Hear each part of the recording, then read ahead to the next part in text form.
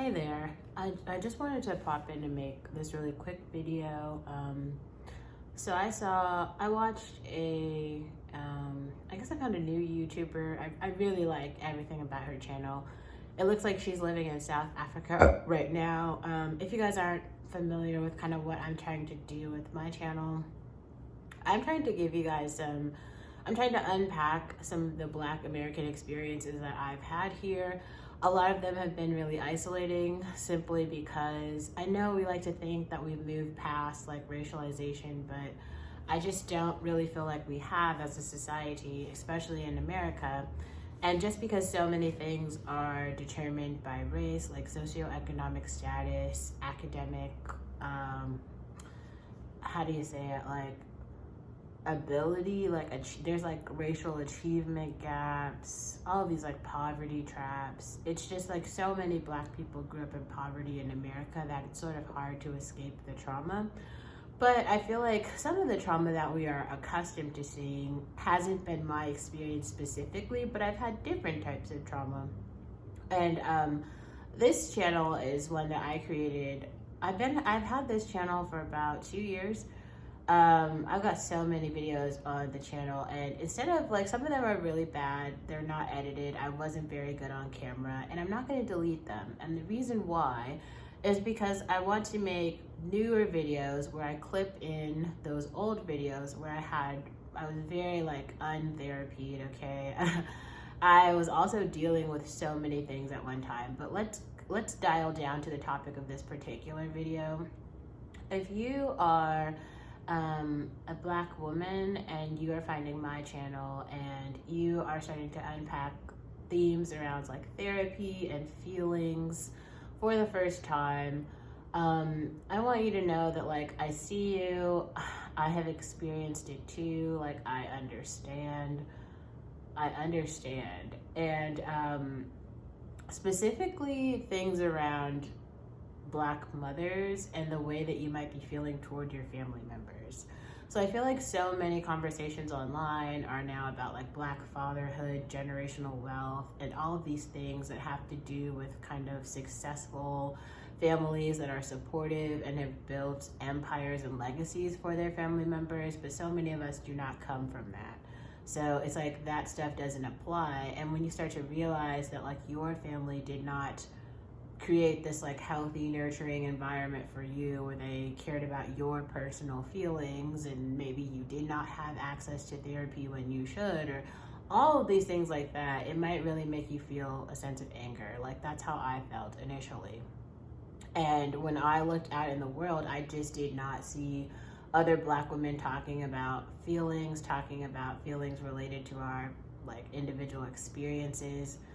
And so often I saw people who were talking about mental health as though they were just stigmatizing it, basically saying like, the way that it was interpreted for me specifically are there are Black people in the church who basically thought of anyone who is in therapy as being completely psychotic, like everyone's psycho, like either you're in the church and you're completely orthodox and you are like this Christian person who solves your problems through God, or you're a nothing. Like you're just a psycho freak. You're like Willow Smith, the psycho freak, and there's no in between. And I just don't think that that's the case.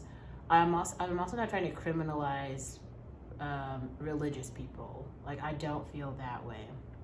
But what I do feel is that sometimes you have parents who have tried to do the best they can, or family members that have done the best that they can with the experiences that they have. And sometimes you have to look at that and you have to say, they gave it what they had, but it still wasn't good enough. And then you have to make those like steps to get to the place that like is good enough.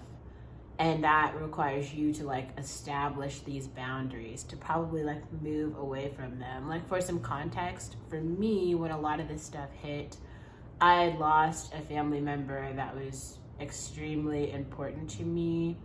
I'm slowly trying to get to a space where I could talk about that more openly, but I just don't feel like right now is the appropriate time for that. But slowly, I'm starting to talk about it. People who are near and dear to my life definitely know what happened. They were there.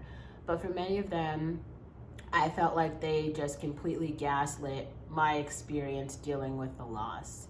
Like, they didn't try and comfort me, they just completely neglected me. And neglect is not positive. Like, neglect is not how you show support. Neglect is not love.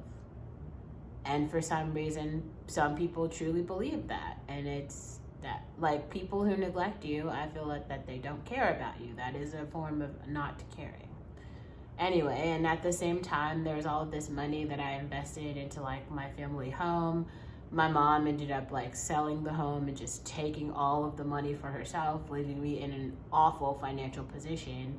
So I basically, and then I was, like, expected to just, like, navigate career life, like, just basically start over from zero, right? So it's like a literal family member who was very close to me was just gone, just basically like they're dead to me. All of my monetary possessions were, like, taken away, and it was like on a Monday I just had to start life. Like, I think I had like $3,000 or something in my bank account, and I had to, like, and I had like a job, but I was just expected to just start life, like, just go. And I'd already been, like, processing that loss, and it just all felt so impossible. And then all of these other things started happening. Like, one thing I realized is when people see you being in this vulnerable position, they're like, oh, there's all these things going on for her. Great. Let me, like, kick her while she's down, which completely happened. I mean, I had stalkers. I had all of these people trying to hack social media accounts, like scammers, just I was getting it from every single corner. And this is when I was already in this extremely low place. And that's when I really realized, like, there's actually not really support for Black women. Like, nobody really cares. Like, everyone kicked me when I was young. Like, just everyone. Just every person who could. They were just, like, throwing shit, throwing violence, making it worse and worse and worse and worse. And actually, like, it hasn't really gotten better. I've just found better ways to deal with it. But, like, the society definitely hasn't become more kind. What has happened is, like, I feel like more Black women have become visible. Like, I've tried to become visible, hopefully to inspire someone else to say, like, yes, maybe some crazy shit is going on in my life right now, but also I can take some control. I can take really all of the control, put up some fucking boundaries, and make sure that I personally am in a safe space first, because I can't help anyone. You can't help anyone if you don't have a full cup, not all this, like, glass half full shit. No, you need to have a full cup. Fill your own cup. And until your cup is filled, you don't have the capacity to help anybody else.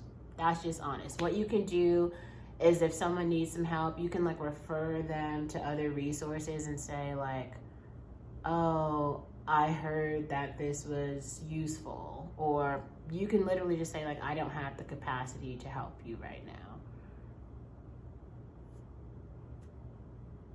But if you do have the capacity to help, then by all means. But I do feel like what a lot of Black women specifically are doing is, like, neglecting themselves in order to try to make space and be kind to others. And this is, like, your life, and you as a human, you need to put yourself first. That was a little bit longer than I kind of thought it would be, but I wanted to say that.